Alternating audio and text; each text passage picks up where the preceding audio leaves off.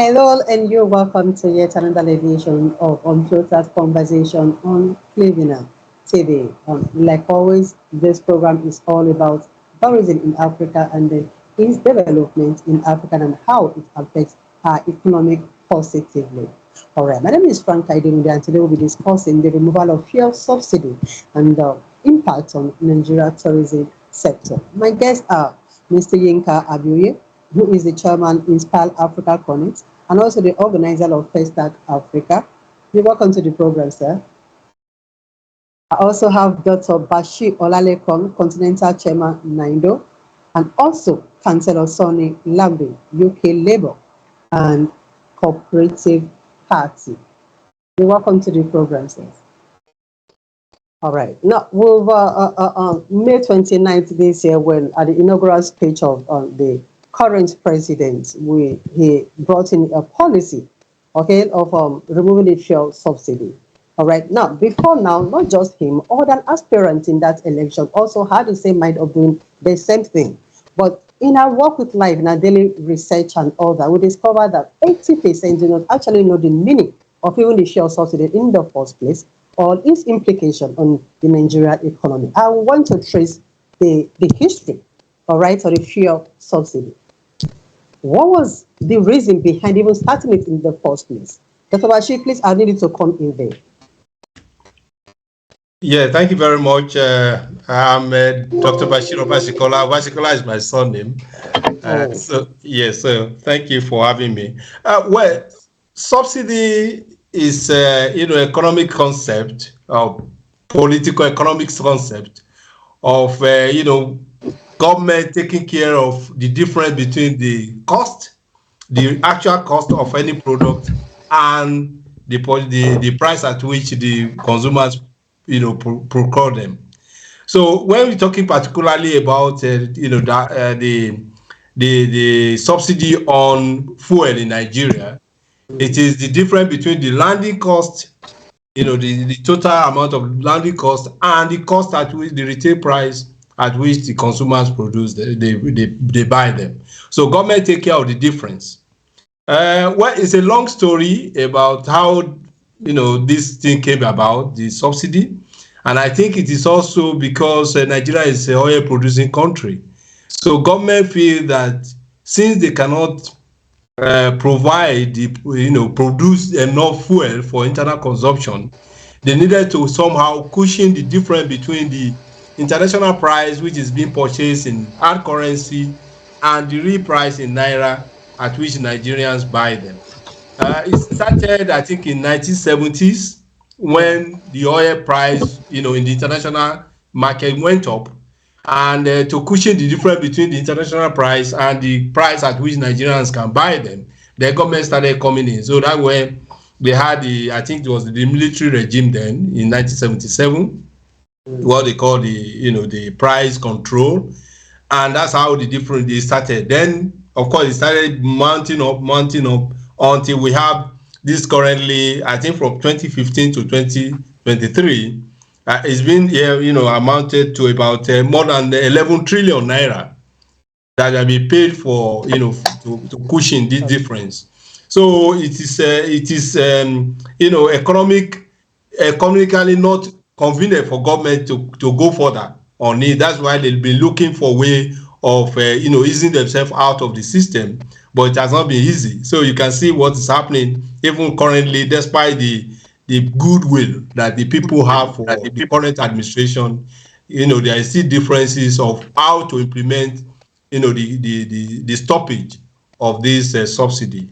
So and I think probably I should stop there if maybe we'll go further on explaining what exactly or how is people benefiting or not benefiting from the system from the beginning. Exactly. We'll actually get there. We'll get to those questions later on. But like I said, we'll just take to the foundation and then let's try to create the story around the entire principle and then let's see how even the audience can get to understand the move by the president. It's quite important we do that.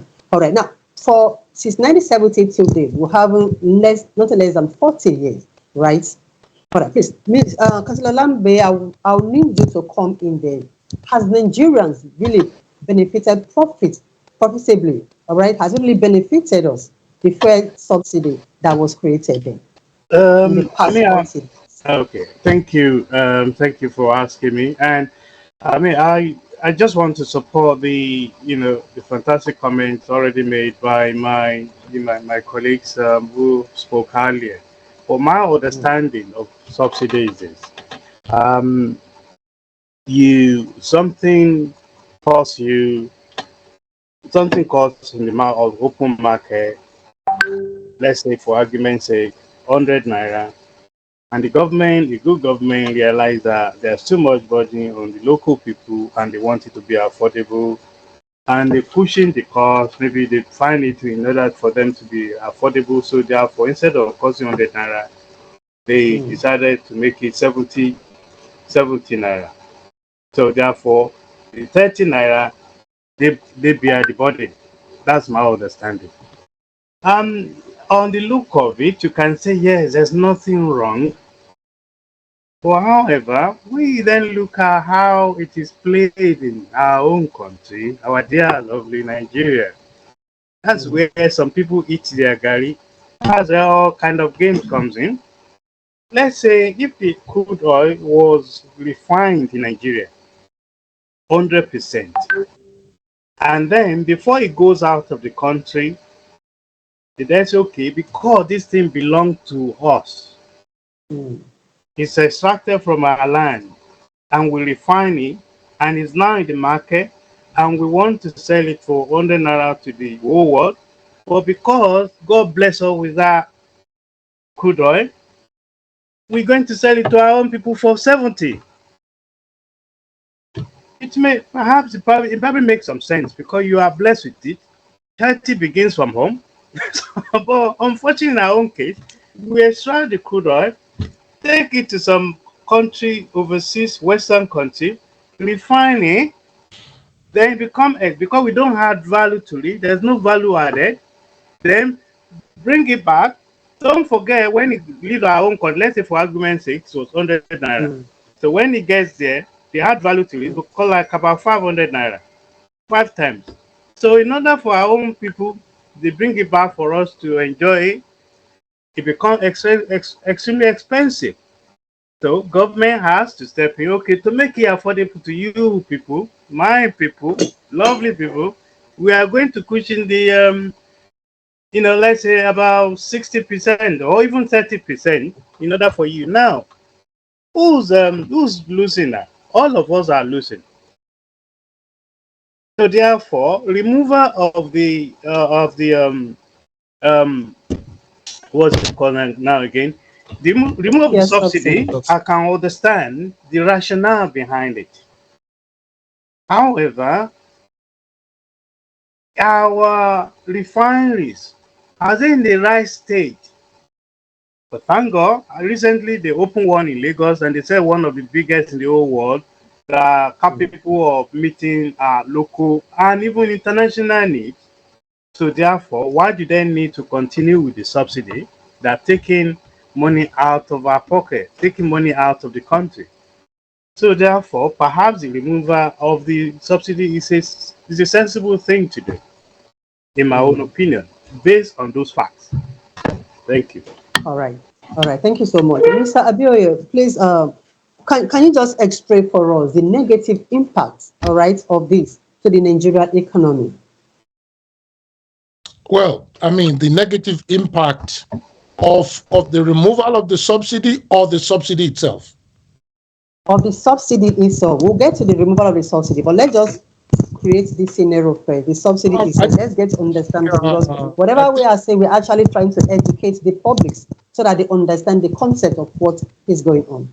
Dr. Bashekola said it earlier on going back to the 70s on when the Exactly. subsidy was instituted. The whole Yeah. idea behind the subsidy was, if you remember, anyone that's over 50 years old will remember something called Udoji at a time in the 70s when Yes. Mm, Nigeria had the windfall of money and they were Mm. thinking about how do we take these monies and let the populace enjoy it. And it came in the form of subsidy. It was meant to be a good thing. And also like that, like Mr. Lambert said, in a country where we are blessed with all the crude oil, if we had been processing our own crude oil, this thing would not be a burden on us. So, the subsidy in itself for the people is a good thing. Unfortunately, over the last, I would say probably since inception, this subsidy thing has not really helped the average Nigerian. Yes, you are buying fuel at a price lower than the international price. However, there are other things that go along with it, because the cost of that subsidy is some of why we don't have good infrastructure in the country, because the money is actually siphoned into personal people's hands. So in the longer run, it's not beneficial to the nation. All right. I would still like you to continue there. When you say it's not beneficial to the nation, because most people will tell you, oh, I used to take a vehicle at just 10 naira, but now that it's been removed, it has risen to about 200, 300 naira. So when you say it's not beneficial to the people, what exactly do you mean by that? Can you please explain? So number one, till tomorrow, and this thing is just stopping right now, there are a lot of what they call fuel shortages in Nigeria that happen often, right? So you cannot even guarantee that you're going to have fuel from one morning to the other. If you count the number of hours individual queue out of 200 million people, if you count the number of hours people use to queue at the gas station daily, if that number of hours is used to just move stones to build roads alone, the country will be a whole lot better. So yes, subsidy is good for the people, but subsidy also didn't help because a lot of parts of the country, first of all, don't buy the fuel for the same price that we see in Lagos because of Lagos proximity to the port. If you go inland, because they have something they called, in French, they call it perequation, or they call it bridging, the bridging cost of moving the product inland. When you go inland, the prices are always different. And in a lot of places, they don't even have the fuel. So if you remove subsidy and the product flows freely, unfortunately, because it's a shock to the system, it creates a negative vibes on the street. But on the longer term, is the better thing for the economy, and we can talk some more about the benefits and how this thing needs to be removed. But because of the shock to all of us today, change can be difficult on people. Exactly. And yes, for 100 naira today, and it jumps to 200 tomorrow. Now, I will share something with you in terms of numbers. On most countries in Africa, fuel is about $1 to $1.25 per liter in most countries around Africa. So if you look at the current exchange rate of naira and something to one, continent are buying fuel for about 700 naira per liter. So when you look at our 100 or 200 naira per liter, it's not sustainable. And that is why a lot of our fuel is being stolen and sold in neighboring countries. I mean, they were saying that prior to this month, they were consuming, the number was about 69 or 70 million liters per day of fuel, right? Now it's dropped down to 13 million. So about 50 million liters is leaving the country every day in two different parts. So on the longer run, if the country saves those money, roads will be repaired. Better people will be able to move a lot better. We will consume less. Pollution will be less. So a whole lot of values will come to the economy longer term. It's just a matter of educating our people to let them know it's a hard pill to swallow right now, but longer term is the best thing for all of us. All right, thank you so much. Dr. Bashir, I would like to get your opinion on this. Mr. Yinka has said much about it, but I need you to add your own opinion. All right, now the benefits of, let's even start from the fuel subsidy removal itself. What does it entail? And then what are the benefits to a nation like Nigeria? Yeah. Well, it's like he said, it's a hard pill to swallow. Every country that has such it has been used as a sucker for the distributing of wealth in Nigeria.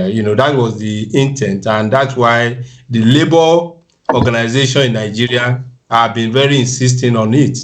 That the lower cost of fuel in Nigeria had less, and made people to be able to, maybe, comfortable with their minimum income, because, if you buy fuel in Nigeria with the level of, the 30,000 naira minimum wage, you can survive with it.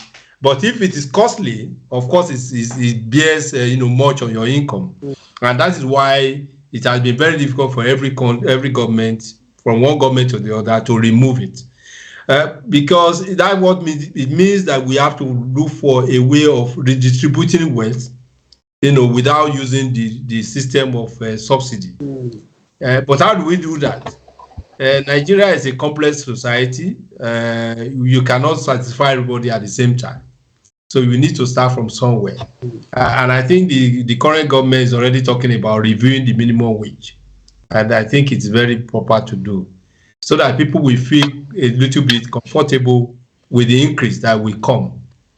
Increase of prices will come, because when government leaves that, the buffer we've been talking about, the landing cost and the real cost, of course, government have been bearing it. Now you want to leave it and say, okay, well, guys, you are your own. Just like the current president said, subsidy is gone. So that, I think, if it is gone, then that means that government must be ready to look for a way of, balancing the effect on people. We have, some impacts, which, of course, the neighboring countries are already feeling it. I saw it on TV few days, yesterday or somewhere, that they are demonstrating. There's a demonstration going on in Cameroon. Exactly. Over the removal of subsidy in Nigeria, because they are not happy about it. That Nigeria is removing subsidy. That, what it means is that most of the imported fuel that we've been recording for ourselves are being smuggled to these countries, and they are benefiting from it. But now they're going to be buying it at international price. So that is not comfortable for them. Niger is there, Ghana is there, Togo and the Benin Republic. All these countries get those to suffer from it. But Nigeria cannot continue to bear the burden alone in this thing. So it's a good thing that government is looking towards that. But at the same time, we must look inwardly to see how do we cushion this effect on our people, so that there will not be social crisis. And I think if government knows that, then they are doing something towards it. That means we will be eventually, there will be equilibrium, there will be balancing of the demand and the supply into it. But at the same time, we mentioned it earlier, if we have been producing internally or refining this crude oil internally, we will be able to go through this trying period, if I call it, a little bit seamlessly. So everybody is looking at Dangote's refinery that will be coming on board by August or September. If that comes on board and the NNPC is supplying the crude to that refinery, then that means that there will be a little bit, not so high prices as people are anticipating. Then there will be a little bit smooth transition from subsidized price to non-subsidized price, which, of course, people are afraid to see what will be the eventual price at which they will be buying food very soon. It's quite funny in how oil fuel subsidy in Nigeria could result to an uproar in the neighboring country. But we'll be taking a look at that later on, and then we'll be linking into the terrorism sector. But before we get to that, Councillor, I would like you to come in here. All right, now, the decision to remove the fuel subsidy didn't just start today. It didn't just come before that May 29th. It came before them, and even other contestants have been singing of the same song. Now, shouldn't government have put into consideration the fact that they were supposed to have placed palliatives, or already palliative, that could cushion the effects of this policy? Was that not supposed to have been done? I think from what my colleagues have just what they've had, the way they've just contributed to the question. One, you can argue that perhaps government could have, because this is not something that happened yesterday. It's been going on for a few years, so they should have a transitional period whereby by the time you remove everything completely, people adjust to it. That is number one. Then number two, we have Dangote refinery that is now coming to stream, and according to projection, is actually capable of producing, producing sufficient amount of petroleum we're going to need. Local people are even for local consumption as well as mm, for export.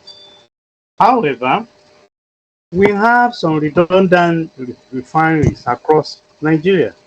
mm, So why not bring them on as well? Why not liberalize the market in Nigeria so that new producers, new refineries can come into stream, mm, bringing economies of scale? Because we know in simple economics, if you allow, the law of supply and demand to mm. play its part, the more suppliers in the market, then definitely the price will come down, and then that can be Exactly. passed on to the local people. But that is not done. So that is why, arbitrary removal of the subsidy, that's why people are crying about it. And I don't blame them because they go to fill in their pocket. Mm, However, I personally don't think the best way to deal with this to one, to keep the subsidy, or to actually increase wages, as is it Nigeria labor movement, is campaigning for. Because if you do that, that will cause push inflation when there is more, and wage push inflation. And therefore, at the end of the day, those who think it's like getting from the left and losing it from the right. So personally, I think it's the supply side government need to work at to see how they can bring more sufficient, refined petrol into the market so that the law of supply and demand will take it, play its part by making, pushing the price of petrol downwards in Nigeria. And then the local people will benefit. Personally, that's what I personally think they should do rather than try to subsidize it. But how long are they going to subsidize it for? Of course, another argument, the moral argument is this: I produce something on my farm, maybe yam, cassava, or whatever. Shouldn't I feed properly before? Shouldn't I feed better than somebody in the next village? God bless us with this oil. If I put it that way, and we are blessed. I believe we have to look at how can we make sure, and even with the cost of wages in Nigeria, that will actually help us as well, because you can't compare the wages in Nigeria with, with what is paid in a Western country, for instance. So therefore, if you consider that in the production of refinery of oil in Nigeria, it should be actually lower. So therefore, maybe I'm wrong because I'm not an expert in that field, but I actually think that the extra benefit from that should be passed on to the ordinary people, citizens. So, but subsidy, I think, is the wrong people are the one benefiting from it. To be honest with you, so therefore, I'm sorry, ordinary people feel it, but I think it should be removed, and I think decision that that led to removal of it probably a good one. But however, they should have done it gently. So you agree with, let's say, the less number of populace now that the removal is actually for the benefit of Nigerians. Councillor Lambe? Yes. All right. All right. Now let's go to the big question. All right.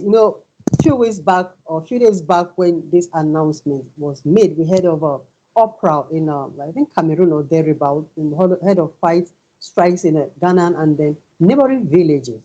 All right. Mm. Now, some of us face to understand why the fuel subsidy removal in Nigeria should affect its neighboring village. All right? Why should they suffer? Why should there be an uproar when something was done right here in Nigeria? Please, Mr. Yinka Abioye, I would like you to take us through that part. How did what happen in Nigeria? has the negative effect on the neighboring villages or, sorry, and countries, It's please. muted. I think it's muted. Muted. It's gone now. Hello, Mr. Yinka. Sorry, repeat the question. I was having a little connection problem here. Oh, he's okay. The question is quite simple. I asked, we had a shared subsidy removal in Nigeria, yet the impact was felt in the neighboring countries like Ghana and Cameroon and the rest of them. So my question is this: how does what was done in Nigeria not start affecting the neighboring countries? Great question, and I probably can give you first-hand experience on it. I would say I was fortunate to be the manager for West Africa for ExxonMobil, all the gas Wow. stations between Mauritania and Equatorial Guinea for about 4 years. So I know exactly how this happens. Without going too much into the game of round tripping and subsidy, I read an article somewhere where they say that people get fake subsidy. They go to the bank, they borrow 300 million naira, they give the bank manager 30 million, 10% of it. They give someone in the ministry 250. The guy takes the 20 million to go and party. And with that 250 given to somebody in the ministry, he gets a subsidy payment of 1.5 billion or something like that. And he still has to give somebody in the ministry 30 to 50% of the money. So the fuel just either never comes into the country, or it comes to the country and it gets transferred out of the country after it's already in the country. I will go back to something that happened. I was the managing director of Mobile in Senegal in the early 2000s. I would say maybe 2000 and 2003. That's when I left Senegal. And in 2012, if you remember, January 1st, President Jonathan tried to shut down this game of people moving product around. And I remember that morning of January 1st, 2012, up until about 2 to 3 or 4 days after that, all my co-workers or my ex-employees around West Africa were just calling me, boss, what's going on in Nigeria? We don't have fuel in Senegal. We don't have fuel in Niger. We don't have fuel in Mali. It's because our product is what people are using illegally to sell into those countries. So it's a very common thing. Nigeria fuel, stolen fuel, was feeding everybody in West Africa, maybe even a little bit south into the southern part of Southwest or the other countries on the south. So it happens every day. It happens. People either do what they call round tripping, when they say they bring product into the country, they clear the paperwork, they send it back out, or they don't even bring the product in, they just move the paperwork, or they bring the product into the country and they have convoys of stolen goods every week in hundreds of trailers per night that drives out of the country through our borders. It's unfortunate that we've had this thing go on for decades, and it's really pilfered a lot of the economy in the country. So it is the right thing to stop it right now. The point is just that the money saved has to be reinvested into the lives of the people, so that if they are told they can be cushioned, the pain can be cushioned by the government.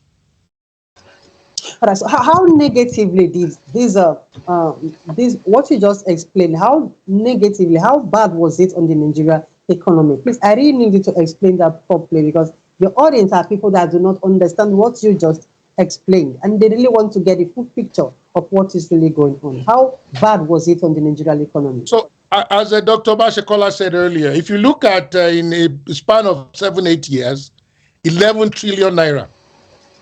If that money was just used to do the infrastructure, to give us electricity, to give us hospitals, to give us all the basic things that people are producing themselves today. I mean, every house in Nigeria has a generator. It has its own borehole. So put to the ground, people, lifespan in Nigeria is reduced because of all these negative things. So we need good governance. Back to your first question earlier, and good governance is taking the profits and the benefits of our society and investing it in the environment that make life of people better.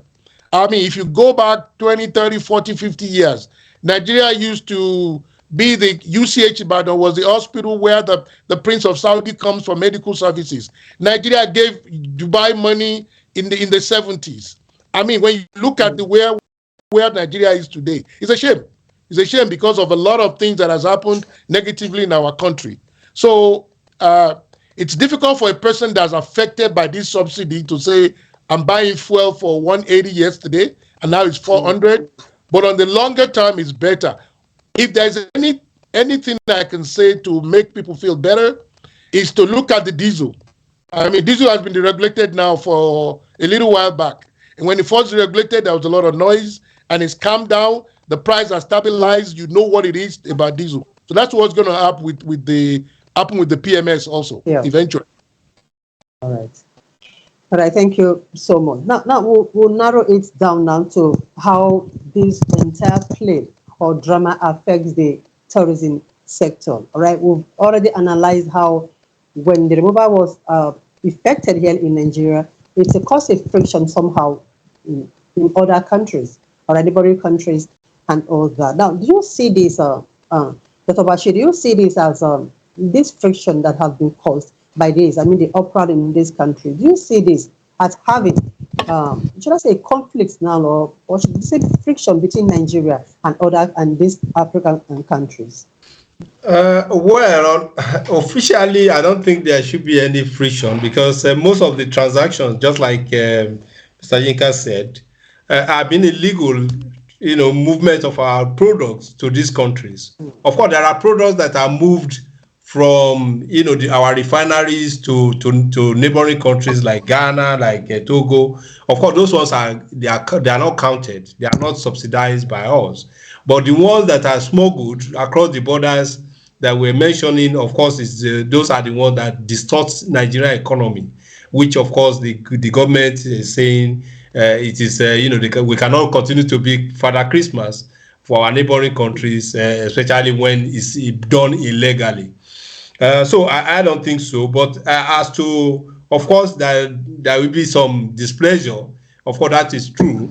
They will not like it. Of course, just like when I think when the borders were closed for agricultural products moving from Nigeria to other country or vice versa by the former president, they also felt it.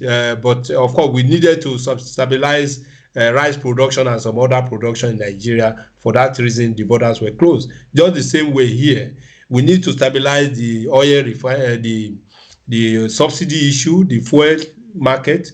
Then we'll be able to know what is the real price, so that when it's going to other neighboring countries, they will know the real price. Because the production in their countries, and it's also affected economically, we cannot compete with them properly because we are bearing the cost where they are bearing the benefits. Because when you move these products across the border, I mean the fuel across the border, they are buying it cheaper than their economy will have been ordinarily be. And as a result, their cost of production in those neighboring countries are lower. So competing with Nigerian products, they effectively do that because of this subsidized Nigeria bearing the cost and they are bearing the benefit. So I think that will go, once we have a balanced cost. Then that means that Nigeria will need to now compete in our other expertise, what we have that makes our production to be lower. That would be what the government should be, pursuing. Of course, that means that we have to talk about our electricity system, our infrastructure. So that is the essence of a proper application of any money that is saved from this subsidy removal. If 11 trillion naira have been spent on Nigerian economy infrastructure, you will have seen where Nigeria will have been. Of course, our road system will have been better. Maybe railway will have been better, connected across the country. Electricity will have been, a bit, more than what we have currently. So, and we think that will be what will be the benefit of the removal. As to how it affects the tourism industry. Of course, if what is tourism, how what makes tourists come to countries is not only by the maybe we can say the interesting, the exotic of the story of where they are going to look at. It's also the convenience of being there. So Exactly. if we're able to provide those infrastructures, then the convenience of tourists come to our country will be highly known to the world. Just like when you say, oh, you are going to Paris or going to Spain or going to Greece or going to all these countries, or Dubai, because they have the infrastructure that supports the inflow of tourists. So, and I think that is what how we can connect these two together. That when we free this cost, this money, it goes into infrastructure, and infrastructure draws the tourists to our country. And of course, Nigeria is known for a lot of tourist attractive areas, but getting there is the problem. But we need to get there. Exactly, but that's a beautiful summit. But some people still fears that what you just explained might take a very long time for it to be implemented. All right, and then there is fear that during this time to take for it to for things to actually settle down, that Nigeria might not be safe. It might not be a safe place for people for tourists to come into because of one insecurity, high cost of living, and then so many other things.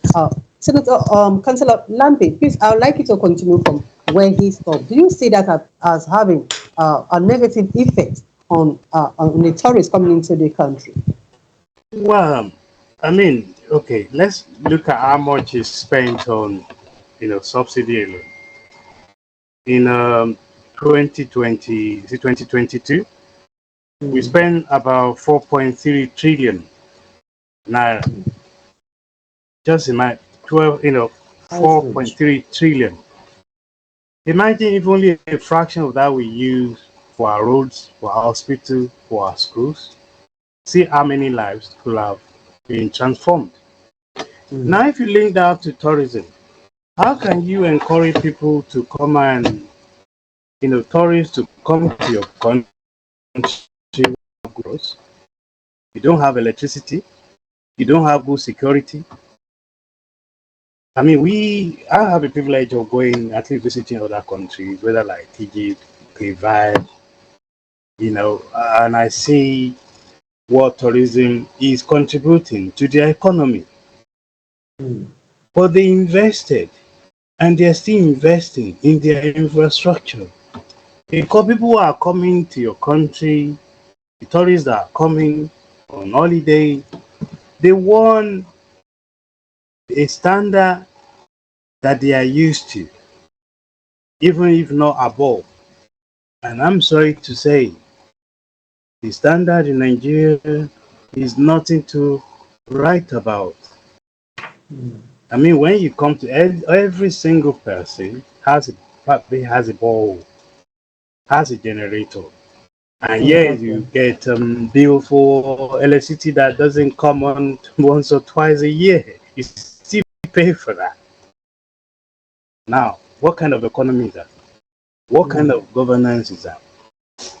So when we're talking about government and governance, obviously you have to have a vision. And that vision will be translated into all these things we're talking about: good roads, good hospitals, security, and all these things. That's the right message you send into the outside world, that you are ready for business and you are welcoming and they feel comfortable. I'm sorry, from what I've seen so far, I don't think Nigeria is there yet. We have some fantastic places that we can, people from outside, more especially Europeans and Americans, even we black people across Africa, we love to visit. Can we compare ourselves with South Africa, Egypt, even the Gambia, just down the road? We have a lot of work to do. So therefore, that subsidy, to me, I think, to be better used producing, you know, making sure that we have sustainable infrastructure, that we give the right message, If they also war, then we are serious and we are ready for business. Mm. That's my Is that right? position. Is that right? Thank you so much. Mr. Yinka Abiuni, do you have anything to add to that? I think a lot of the topics have been covered. For me, more when you look at the impact of this subsidy removal, the big thing will come on the macroeconomic level in the country. People will not be able to move around, which is what has happened now because the cost of traveling within the country has gone up by road. Interestingly, the cost of traveling by air has dropped because jet fuel price has dropped. Gas has dropped from about 10,000 naira to 7,000 naira. So there's some other benefits that people are getting. But again, it goes back to what everyone is saying. Our home is our home. We need to be critical and be objective on what needs to be done to bring the country to power on what it needs to be. We are blessed with a lot of tourist attractions around the country. I think we've talked about that before. And they just put the system in place to encourage people to want to come into our country, the Africa's most populous country that has blessed with a lot of culture, a lot of landscape, and a lot of tourist attractions from south all the way to north. So, I mean, we just have to keep working at it, and we'll get there. All right. I've had a series of guests on this program, and there's one statement that is constant with almost all of them, and they will tell you Africa is the future. All right. I don't really know, I wouldn't want to like give it my own meaning, but I want to continue, Mr. Yeka. When you say Africa, when they say, even those in diaspora tells you that Africa is the future, all right, of the earth or something of that nature, what are they really talking about? I think it's just rhetoric.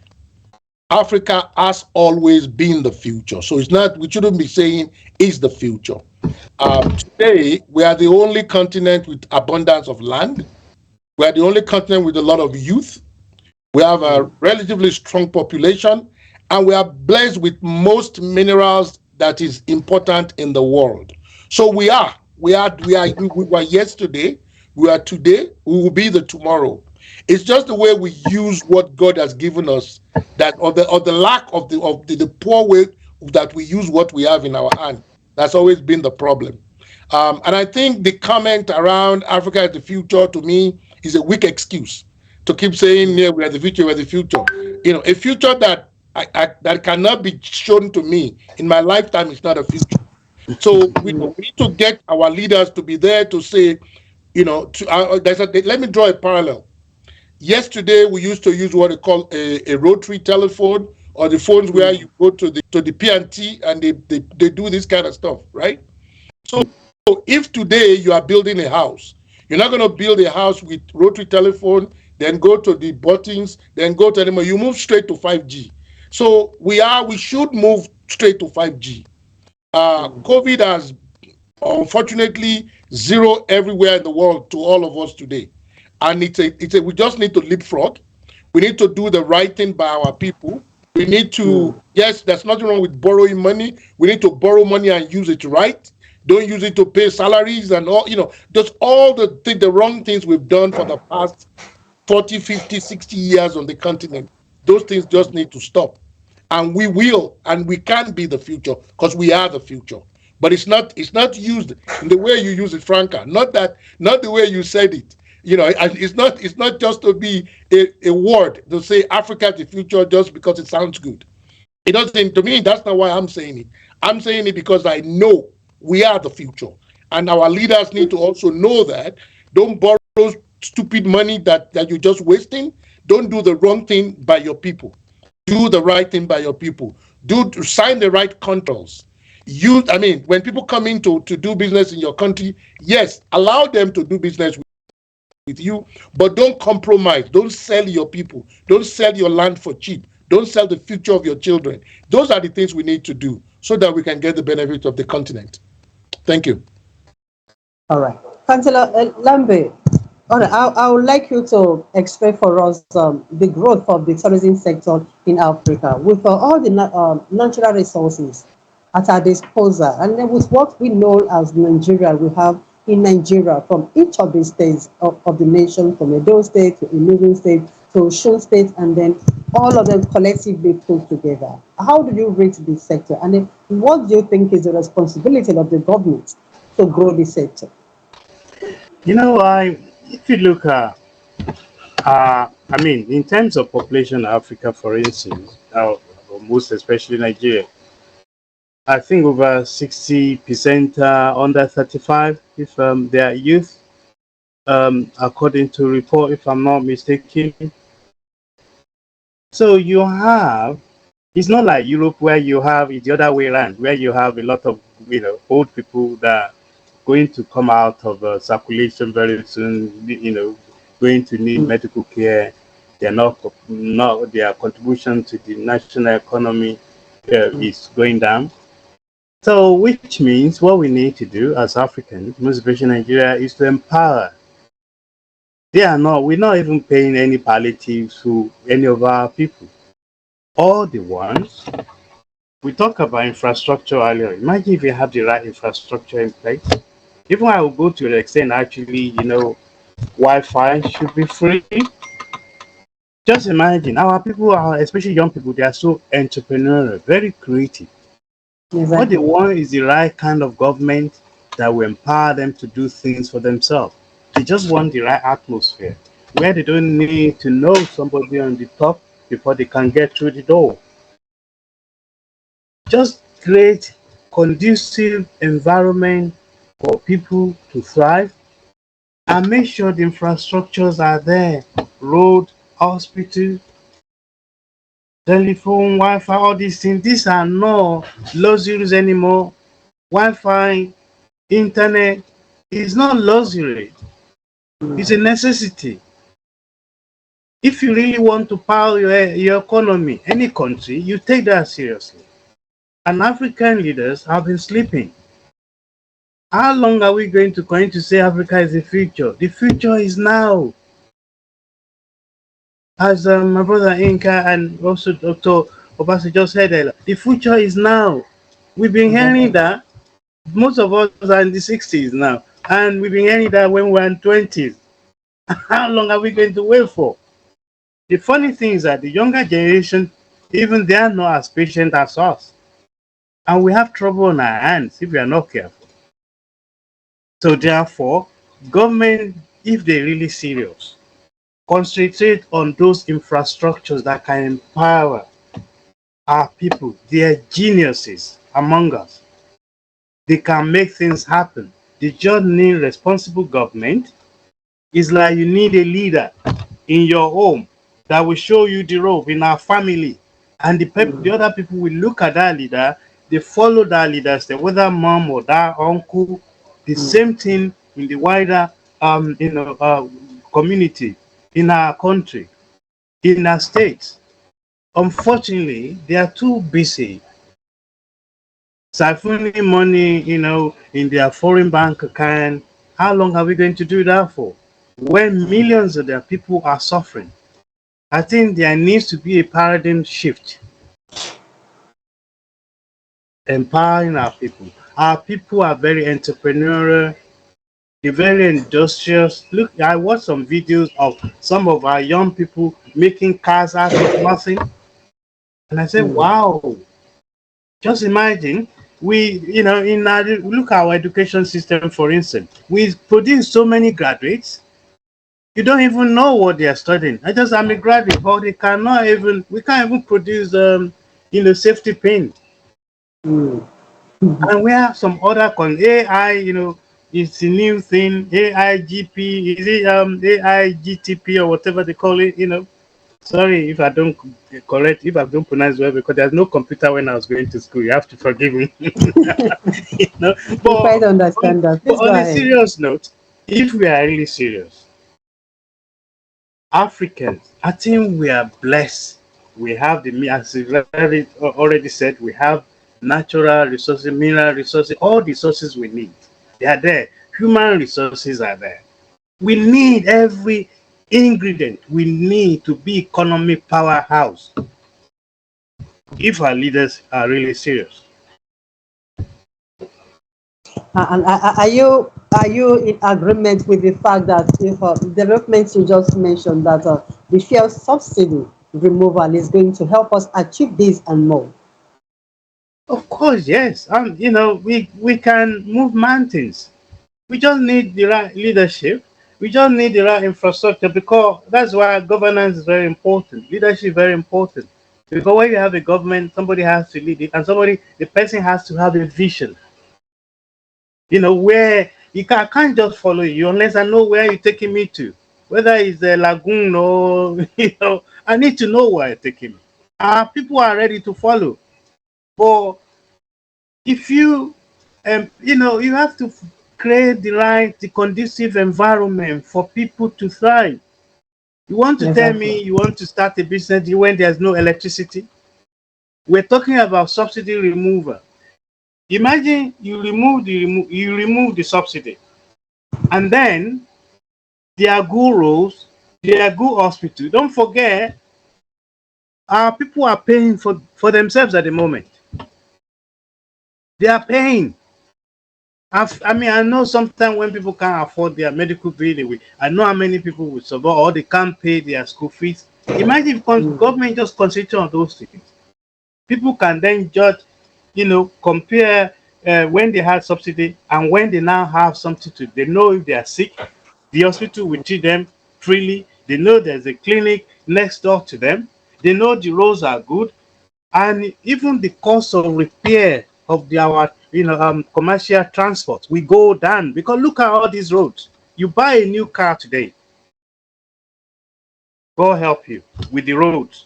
Some roads, when the car goes down, you won't even until it comes up again before you realize, because the hole is so deep that it can even swallow the car, and then all the That's spring quite shock funny. absorber, they are gone, and they have to spend money on repair.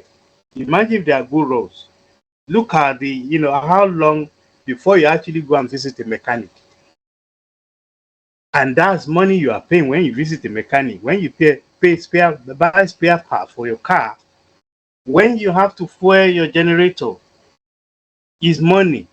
But if you don't have to worry about all that, just put fuel in your car and drive it to wherever you want to, whether you want to pick up your supplies or whatever it is.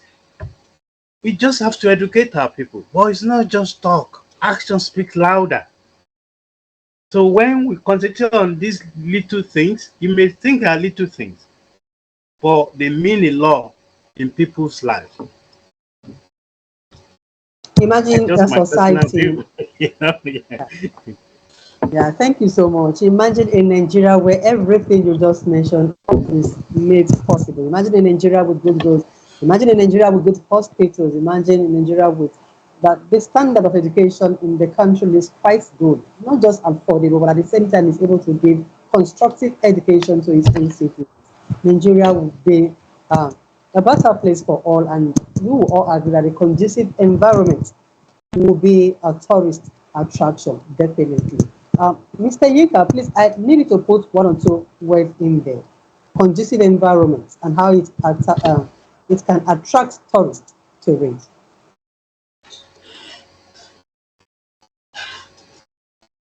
You need to unmute yourself, bro. Thank you. Thank you. I didn't realize I was muted.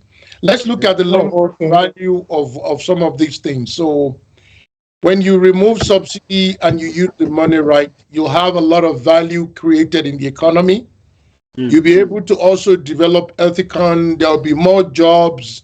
There'll be less debt to the economy. There'll be funds available for. And as you've seen right now, there's a lot of focus on gas. Even a lot of companies are talking about converting their vehicle from petrol to gas overall. And overall, you improve the overall environment. Once those things happen, your roads get better, your airport, your ports, your gateway into the country gets better. People, our own people start moving around, enjoying the goods of what God has given to the country. Those things would also encourage people to come into the country. Exactly. We do, running first stack as a festival. We move people around the world a lot, and I know the interest of people around the world in Nigeria. Let's just talk about the Brazilians' interest in Nigeria alone. If Nigeria is a country where people can easily come to, imagine how many people that will come in as tourists into your Calabar Festival, Agungu Festival, the Oshun Oshogbo Festival, and on and on. So those things would also mean money into the economy. The country is blessed. The leaders just have to do the right thing. Hopefully, with the new government that we have, a lot of things will move in the positive direction. And when we have this meeting again a year from now, things will be a whole lot better and different from where we are today. Thank you. All right, thank you so much, gentlemen. It's been a 1 hour or plus thereabout talk of and it's been very educative and at the same time very informative. But I just want to give us a minute to round up this section and just summarize it, sum it up by the benefits of the subsidy removal on the Nigeria tourism sector. Dr. Bashi, let's start with you. Just a minute conclusion. Well, thank you. Removal of the subsidy, of course, we've said it will free some fund that could be used for infrastructural development. That one is one. Then also, apart from the infrastructural development that the country will benefit from, of course, the social development that could also happen because people will have money free. That the disposable income of people will also be available for them to utilize in the proper way. The economy will not be distorted by price differences, and this cross-border trading illegally that is happening will be removed from the economy, and that's also a benefit for us. So as to the tourism industry, of course, is going to benefit from it when the infrastructure is good. The security will be removed because people get into criminality because of lack of doing things or better things to do. Nobody wants to die, even criminals. When you catch them, how nobody wants to die. So I think it is better when the funds are properly utilized for the development of the country.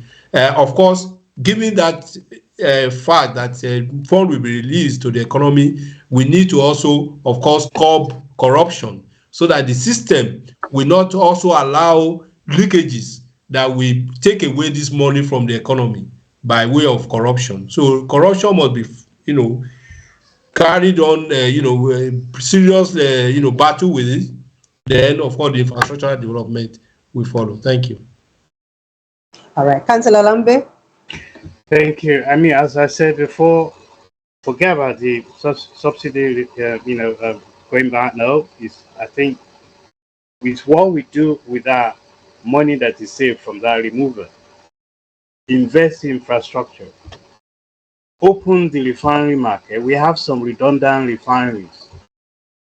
Put them into production. Economies of scale, competition. We bring the prices down, and people will benefit.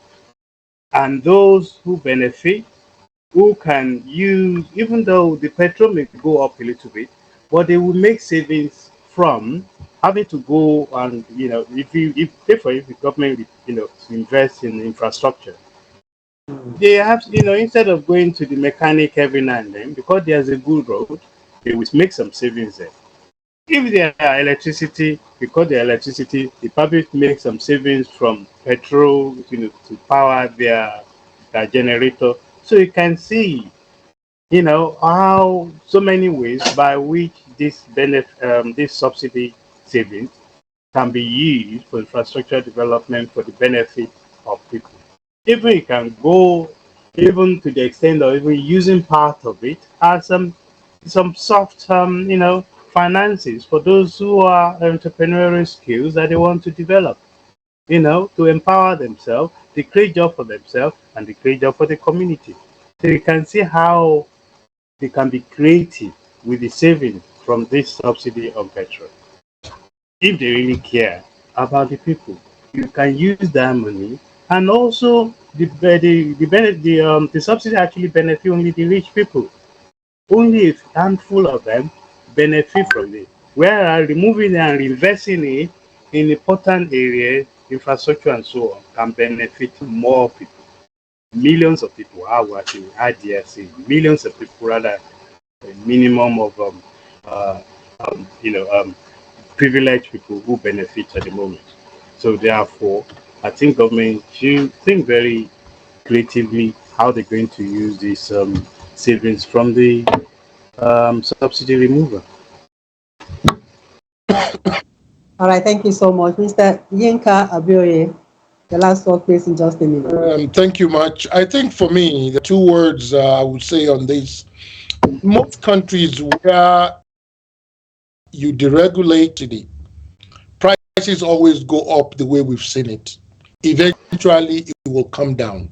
So yes, our populace will be paying a little bit longer time. It will be better for some of the reasons that the other two gentlemen have mentioned. But I think my message, government, more than even the people, when you paint people through a policy like this, that you mean well by the way you do things going forward. Transparency needs to be there.